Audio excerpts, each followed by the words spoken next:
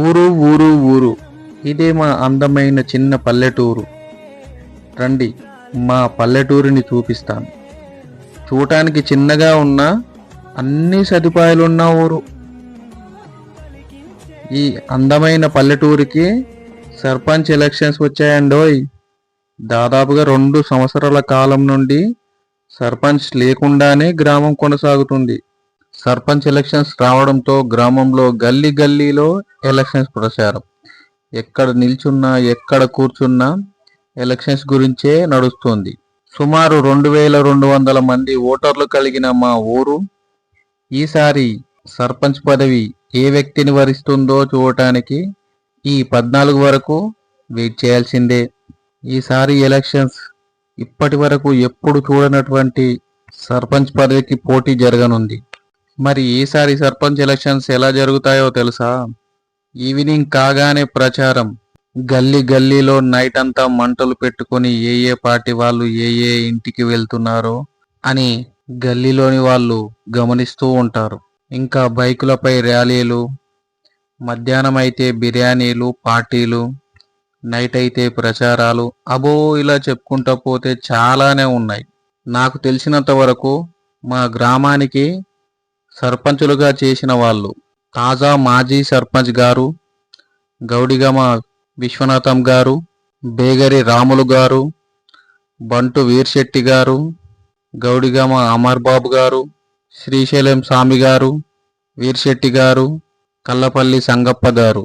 మరి ఈసారి మా గ్రామానికి ఎవరెవరు సర్పంచ్ పదవికి పోటీ చేస్తున్నారు అంటే అబ్బెంద మమత గారు, గౌడిగమ ప్రవీణ గారు, మడపతి సంతోష్ గారు.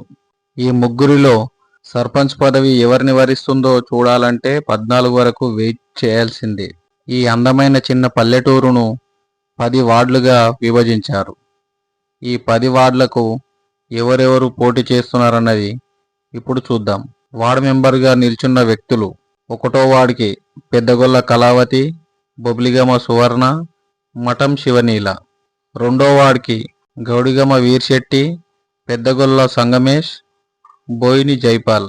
3వ వార్డుకి బేమిడిగ వీరేశం, పి రమేష్. 4వ వార్డుకి గండిగారి తుల్జారాం, నడిమితొడ్డి నవీన్. 5వ వార్డుకి చాకలి ప్రవీణ్ కుమార్, భర్తపల్లి శ్రీకాంత్, భర్తపల్లి రమేష్. 6వ వార్డుకి కిందికేరి పార్వతమ్మ, దూదేకుల ఫాతిమా, దోగుర్ దీప. 7వ వార్డుకి ఊరెంట జమీర్, మందల మొయిన్.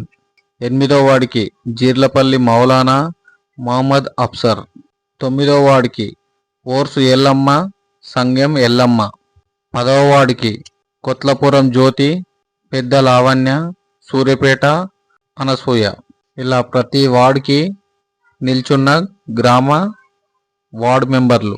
మీరు ఓటు వేసే ఓటు మీకు తప్ప ఇంకో వ్యక్తికి తెలియదు. కాబట్టి మీరు నిర్భయంగా ఓటేయండి. మన గ్రామాన్ని అభివృద్ధి చేసే వ్యక్తికి ఓటేయండి.